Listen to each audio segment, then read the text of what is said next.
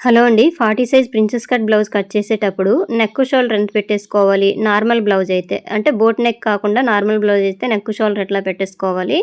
అలాగే chest point ఉంటది కదండీ! అంటే మిడిల్ పాయింట్ ఏ విధంగా మార్క్ చేసుకోవాలి? చెస్ట్ పాయింట్ ఏ విధంగా మార్క్ చేసుకోవాలి? వీళ్ళకి లెంత్ అనేది ఎంత తీసుకుంటే కరెక్ట్ ఫిట్ అనేది సరిపోతది అని చెప్పేసి ఈ వీడియోలో చెప్తానండి. కటింగ్ ఈ వీడియోలో చూపిస్తాను. ఇది బ్యాక్ ఓపెన్ అండి. ఫ్రంట్ వచ్చేసి క్లోజ్ అనమాట. సో, వీడియో చివరి వరకు చూస్తే మీకు బాగా అర్థమవుద్దండి. ఇది ఏ విధంగా మార్కింగ్ చేసుకోవాలి. కొత్త వారికైతే ఈ వీడియో బాగా యూజ్ అవుద్దండి. వీడియో నచ్చితే లైక్ చేయండి, షేర్ చేయండి. సో, ఇప్పుడు కటింగ్‌లోకి వెళ్ళిపోదాం రండి. ఇది బ్యాక్ ఓపెన్ అనమాట. Back open blouse. సో, దీనికొచ్చేసి 1 మీటర్ క్లాత్ అనేది తీసేసుకోవాలండి. లైనింగ్ పీసు కాటన్‌దండి, తడిపి ఆరబెట్టుకొని. సో, ఫస్ట్ వచ్చేసి చూడండి, ఈ అంచులు ఉన్నాయి కదండీ! ఇది ఒకే లెవెల్‌లో ఉండాలంటే ఇట్లా కట్ చేసేయండి. ఇది బ్యాక్ ఓపెన్ కాబట్టి ఇది ఫస్ట్ అయితే ఈ విధంగా లైన్‌గా ఇట్లా తీసేసి ఓపెన్స్ అనేవి మన వైపు పెట్టేసుకోవాలండి. ఫోల్డింగ్ అనేది ఆపోజిట్‌లో ఉండాలనమాట. చూడండి, మీకు కనిపిస్తుంది కదా! సో, ఇప్పుడు వచ్చేసి చూడండి, ఇటువైపు అనమాట. అంటే ఓపెన్స్ ఉంటాయి కదండీ బ్యాక్ సైడ్, మనకు ఖర్చు కావాలి. ఎందుకంటే ఉక్స్ పట్టి, కాజా పట్టి మనము కుడతాం కదండీ! అందుకోసము ఖర్చు అనేది ముందుగా మార్కింగ్ చేసుకోండి ఒక హాఫ్ ఇంచ్ వరకు. ఎందుకంటే నార్మల్‌గా మార్కింగ్ చేసి కట్ చేసామనుకోండి, అక్కడ మనం రౌండ్ షేప్ వచ్చేటప్పుడు లెంత్ తగ్గిపోద్దనమాట. అందుకోసం ముందుగానే ఇట్లా ఒక హాఫ్ ఇంచ్ వరకు మార్క్ చేసేసుకోండి. తర్వాత ఈ కిందనే ఒక ఖర్చు అనేది మార్క్ చేసుకోండి. ఈ కిందన క్లాత్ అనేది హెచ్చు తగ్గులుంటే తీసేయండి. ఇదిగోండి, నేనైతే కట్ చేసేసాను. ఒకసారి ఐరన్ చేసుకుంటాం కదండీ! ఐరన్ చేసినప్పుడు కొంచెం హెచ్చు తగ్గులుంటాయి. ఆ క్లాత్ అనేది కట్ చేసేయాలి.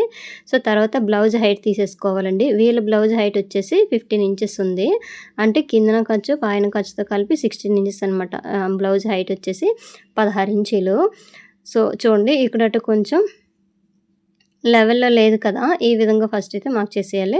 ఫస్ట్ అయితే ఇట్లా ఖర్చు మార్క్ చేసుకున్నాం కదా! ఇక్కడ చూడండి, ఈ పీస్ అనేది ఈ చివర ఉంది కదా! ఇట్లా మార్క్ చేసేయండి. ఇది కొంచెం కట్ చేసేయాలి.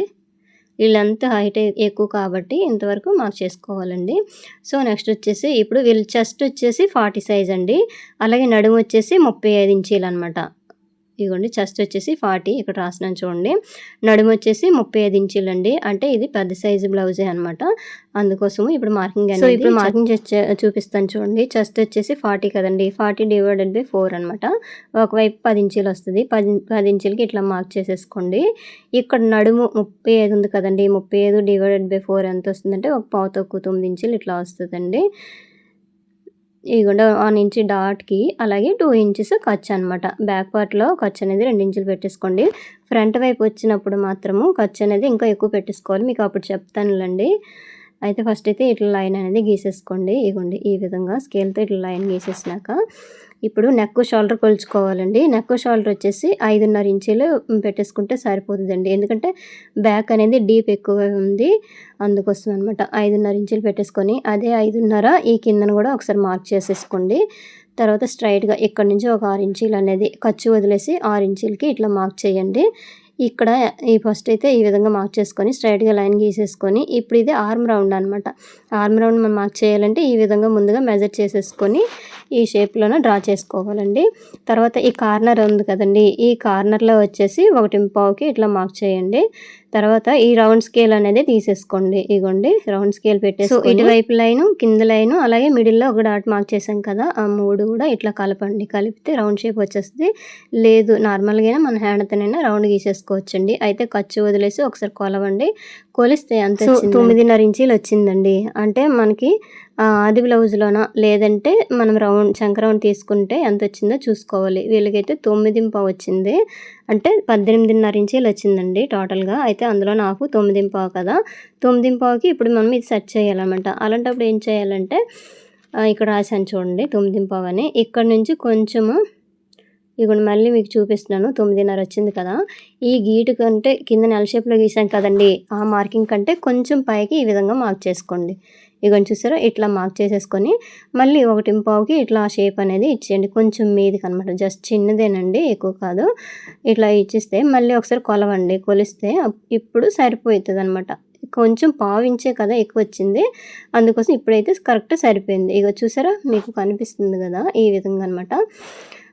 మనం ఎప్పుడైనా సరే ఈ విధంగా చెస్ట్ అనేది ఆర్మ్ లూజ్‌కి మ్యాచ్ అయ్యేటట్టుగా కొంచెం ఎక్కువైనా, తక్కువైనా వచ్చినా సరే మనం అడ్జస్ట్ చేసుకొని మాత్రమే మార్క్ చేసుకోవాలన్నమాట. సో, చూడండి, ఈ విధంగా ఇక్కడ 1.5 అనేది పెట్టేసుకోవాలి. మీకు మళ్ళీ చూపిస్తున్నాను. ఇక్కడంటే ఎక్కువ మందికి టైట్ అయిపోయిందనుకోండి, టైట్ అయిపోయినా భుజాలు జారిపోతాయి, లూజ్ అయినా జారిపోతాయి. అందుకోసం ఆర్మ్ రౌండ్ అలాగే చెస్ట్ 2 మ్యాచ్ అయ్యేటట్టుగా చూసుకోవాలి. సో ఇలా వెనక వైపు వీప్ అనేది పొడుగు అది డీప్ వచ్చేసి 10 ఇంచీలు అనేది పెట్టమన్నారండి. అయితే ఖర్చు వదిలేసి 10 ఇంచీలకి మార్క్ చేశాను. చూస్తున్నాను అంటే నేను మెజర్ అనేది బుక్ మీద రాసేసుకున్నానండి. అయితే ఎంత పెట్టాలనేసి ఆల్రెడీ మార్కింగ్ అనేది చేశానులేండి, మీకు చూపించడానికి ఒకసారి మాత్రమే. ఇదిగోండి ఖర్చు కూడా మనం యాడ్ చేసేసుకోవాలన్నమాట. సో తర్వాత వచ్చేసి పైన 2.5 ఇంచులకి అయితే ఇట్లా మార్క్ చేసేసుకోండి నెక్, మిగతాది షోల్డర్ కింద ఉంచేయండి. కిందన 3 ఇంచులు పెట్టండి. ఇక చూసారా ఇట్లా 3 ఇంచులు పెట్టేసి ముందుగా ఇట్లా డబ్బా షేప్లో ఇట్లా గీసేయండి. సరే ఈ విధంగా స్క్వేర్లో ఇట్లా గీసేసి తర్వాత రౌండ్ షేప్ మనకి ఏ విధంగా రౌండ్ కావాలో చూసుకొని, ఇది ఒకవేళ రౌండ్ పెంచుకోవాలన్నా సరే ఇట్లా పెంచేసుకోండి. ఇదిగోండి ఇలాగా చూసారా ఇట్లా. ఒకవేళ రౌండ్ తగ్గించుకోవాలనుకోండి, పైన 2.5 పెట్టినప్పుడు కిందను కూడా 2.5 పెట్టేయాలండి. తర్వాత ఈ బ్యాక్ డాట్స్ ఉంటాయి కదండి, ఆ డాట్ అనేది ఇట్లా మార్క్ చేసేసుకొని ఇట్లా ఫోల్డింగ్ చేయండి. టేప్ని కోల్చేసి ఈ విధంగా ఫోల్డింగ్ చేసేసుకొని డాట్ హైట్ వచ్చేసి 4.5 ఇంచులకి మార్క్ చేసుకుంటున్నానండి. బ్లౌజ్ హైట్ ఎక్కువే ఉంది కదా, అందుకోసం అనమాట. 4.5 ఇంచులకి అయితే హైట్ అనేది పెట్టేసుకోవాలండి. సో ఇగోండి ఇది బ్యాక్ ఓపెన్ కాబట్టి 2 పీసులు వస్తాయండి. అంటే ఓపెన్స్ మన వైపు పెట్టేసి మనము మార్కింగ్ చేసి మీకు చూపించాను కదా ఈ విధంగా. సో ఇక్కడ నుంచి కొంచెం క్రాస్గా ఈ విధంగా భుజాలు జారకుండా కొంచెం క్రాస్గా మనము కట్ చేసుకోవడమే. అయితే ఇప్పుడు కటింగ్ ఏం చేసేవచ్చండి. తర్వాత ఆ క్రాస్ దగ్గర కుట్టేటప్పుడైనా మనం క్రాస్గా కుట్టేస్తే సరిపోద్ది. సో ఇప్పుడైతే మనము మార్కింగ్ చేసే మీద ఇలా కట్ చేసుకోవాలి. నేనైతే రౌండ్ షేప్ ఇచ్చాను, కానీ మీరు ఇందులోనే ఏదైనా డిజైన్ అయినా పెట్టేసుకోవచ్చండి. అయితే ఇది నార్మల్గా బ్లౌజ్, సో ఇది నార్మల్ కొలతలేనండి. అదే బోట్ నెక్ అయితే కాదు, అప్పుడు అంతా మారిపోతుంది అనమాట. సో చూడండి అయిపోయింది కదా. ఇక్కడ చూపించేది ఏంటంటే ఖర్చు చూపించాను కదండి, అది వచ్చేసి బ్యాక్ వచ్చేసి హుక్స్ పట్టి కాజా పట్టి వేస్తాం కదా అది. ఇక్కడ ఒకవేళ రౌండ్ షేప్ రాలేదనుకోండి కొంచెం ఇలా తీసేయండి. ఎందుకంటే హుక్స్ పట్టి కాజా పట్టి కుట్టేటప్పుడు అక్కడ కొంచెం తగ్గుతుందండి రౌండ్ షేప్ కూడా. మనం కొంచెం రౌండ్ తీయాలన్నమాట, పైపింగ్ వేస్తాం కదా అందుకోసము. ఇక్కడ చూడండి కొంచెం క్రాస్గా అయితే ఈ చంక దగ్గర కొంచెం క్రాస్గా అయితే తీసేసాను కదా. ఇంకా మనకి మార్కింగ్ గురించి మార్కింగ్ పెట్టిన దగ్గర డాట్స్ అనేవి పెట్టేసుకోవడమే. సో నెక్స్ట్ వచ్చేసి ఇదిగోండి ఇప్పుడు ఫ్రంట్ పార్ట్ కట్ చేస్తాను చూడండి. ఫ్రంట్కి వచ్చేసి క్లోజ్ ఉండాలండి. ఇందాక బ్యాక్ వచ్చేసి ఓపెన్ మన వైపు ఉన్నాయి కదా, ఇప్పుడు ఫ్రంట్ వచ్చేసి క్లోజ్ మన వైపు ఉండాలి. ఇది బ్యాక్ ఓపెన్ కాబట్టి కిందని హెచ్ తగ్గులు ఉండే క్లాత్ అనేది ఇలా కట్ చేసేయండి.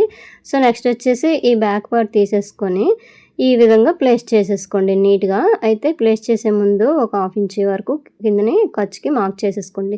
అంటే బ్యాక్ పార్ట్లో మనం ఖర్చు మార్క్ చేసాము, అయినా సరే ఫ్రంట్ పార్ట్లో ఖర్చు మార్క్ చేస్తే మనకి చెస్ట్ అనేది పైకి ఇలాగ హ్యాండ్ పైకి ఎత్తినా అక్కడ జారినట్టుగా ఉండదు అనమాట, అందుకోసము. సో ఇక్కడ చూడండి ముందుని ఖర్చు కొంచెం ముందుకి వదిలేసి అక్కడ నుండి మనము బ్లౌజ్ని ఇట్లా పెట్టేసుకోవాలి బ్యాక్ పార్ట్. ఎందుకంటే బ్యాక్ సైడ్ మనం ఖర్చు హుక్స్ పట్టి కాజా పట్టేకి ఉంచాం కదండి, అది కొంచెం ముందుకి పెట్టేసి మనం మార్క్ చేసేసుకోవాలి. మన ఇష్టం అండి. అంటే ఎక్కువ ప్రిన్సెస్ కట్ అయితే ఇలా స్ట్రైట్గా పెట్టేసుకుంటారు. షేప్ బెల్ట్ అని అట్లా పెట్టామనుకోండి క్రాస్గానే కట్ చేసేసుకోవచ్చు. ఎక్కువ మందికి అయితే ఇట్లానే పెడితేనే అందంగా ఉంటుంది అనమాట. సో ఇక్కడ చూడండి ఎల్ షేప్లో ఫస్ట్ గీసేయండి. చంక దగ్గర గీస్తే ఇందులోనే మనకి ఇక్కడ హ్యాండ్స్ దగ్గర జాయింట్ దగ్గర మాత్రం లూజ్ రాకుండా ఒక 1/2 ఇంచ్ వరకు ఇట్లా చూసుకొని ఈ ఖర్చు దగ్గర నుండి ఇలా మార్క్ చేసేసుకోండి. పైనుంచి ఇలా తీసేసుకుంటే రౌండ్ షేప్లో నీట్గా ఉంటుంది. అది లోత్ అనమాట, ఫ్రంట్ లోతు. ఇక్కడ ఖర్చు అనేది ఫస్ట్ తీసేసుకొని తర్వాత ఫ్రంట్ నెక్ హైట్ వచ్చేసి 7 ఇంచెస్ ఉందండి వీళ్ళకి. 7 ఇంచెస్కి ఇట్లా మార్క్ చేసుకోండి. పైన 2.5 ఇంచీలు ఉంది కదండి, ఇగోండి పైన 2.5 పెట్టాం కదా, ఇక్కడ కొంచెం ఇక్కడ నుంచి మళ్ళీ 7 ఇంచులకి ఇట్లా మార్క్ చేసుకొని ఇక్కడ నుంచి 3 ఇంచులు పెట్టేసుకోండి టేప్ తోటి. ఇగోండి ఇట్లా 3 ఇంచులు పెట్టేసుకొని ఇక్కడ కొంచెం 3 మూలల లెక్క అంటాం కదండి స్వీట్ హార్ట్, అట్లానైనా మనం డ్రా చేసేసుకోవచ్చు. ఇగో నేను ఈ షేప్లోన డ్రా చేస్తున్నాను అనమాట. ఇక్కడ అంటే పైపింగ్ అయినా లేదంటే ఇక్కడ డిజైన్ అయినా వేసేసుకోవచ్చు అనమాట ఈ షేప్లోన. మీకు స్టిచ్చింగ్‌లో చూపిస్తానులెండి. సో, ఇక్కడ ఖర్చు వదిలేసి ఈ డాట్ పాయింట్ చూసుకోండి. ఈ డాట్ పాయింట్ వచ్చేసి వీళ్ళకి 10.5. ఇక్కడ నుంచి ఇలా పెట్టేసుకోండి 4 ఇంచీలు. ఇగోండి ఇటు ఫోల్డింగ్ నుంచి ఇట్లా పెట్టేసుకోండి 3.5 ఇంచీలు. వీళ్ళకి అంటే 40 సైజ్ బ్లౌజోళ్ళకనమాట. ఇక్కడ డాట్ వెడల్పు వచ్చేసి 2.5 ఇంచీలండి. సో, చూసారు కదా! తర్వాత వచ్చేసి ఫస్ట్ ఇట్లా లైన్ గీసేసుకోండి. ఈ డాట్ నుండి ఇట్లా లైన్ గీసేసుకున్నాక ఈ రెండో డాట్ ఉంది కదండీ! ఇక్కడ నుంచి 2 ఇంచులు పైన పెట్టేసుకోండి. ఇగోండి చూసారా? ఈ విధంగా 2 ఇంచులు పెట్టేసుకొని షేప్ అనేది ఇట్లా ఇచ్చేయండి. ఇగోండి ఈ షేప్‌లోనివ్వండి. సో, చూసారు కదండీ! ఇట్లా ఇచ్చేసినాక ఇప్పుడు కర్వ్ స్కేల్ తీసేసుకొని నీట్‌గా ఈ విధంగా ప్లేస్ చేసుకోండి. అయితే కిందన మార్కింగు అలాగే సెంటర్‌లో మార్కింగు ఇలాగా కలిసేటట్టుగా చూసుకొని ఇట్లా మార్క్ చేయండి. ఒకవేళ మనకు మార్కింగ్ అనేది కరెక్ట్‌గా రాకపోతే మళ్ళీ ఈ విధంగా చేసేసుకోవడమే హ్యాండ్ తోటి. మనం సెట్ చేసేసుకోవడమే. సో, ఇదైతే ఖర్చండి. అయితే ఇప్పుడు ఈ ఖర్చులన్నీ మనం జాయింట్ చేస్తాం కదా! ఈ జాయింట్ చేసేటప్పుడు ఏంటంటే మన క్లాత్ అనేది తగ్గిపోద్దనమాట. అందుకోసము ఇక్కడ పెంచుకోవాలండి.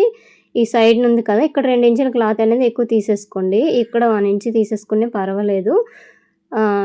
కొంచెం 1 ఇంచ్ తీసుకున్నా పర్లేదు. ఎందుకంటే ఇవి 2 పీసులు వస్తాయి కదా! జాయింట్ చేయాలి. అప్పుడు ఖర్చు అనేది తగ్గిపోద్ది. అందుకోసమండి.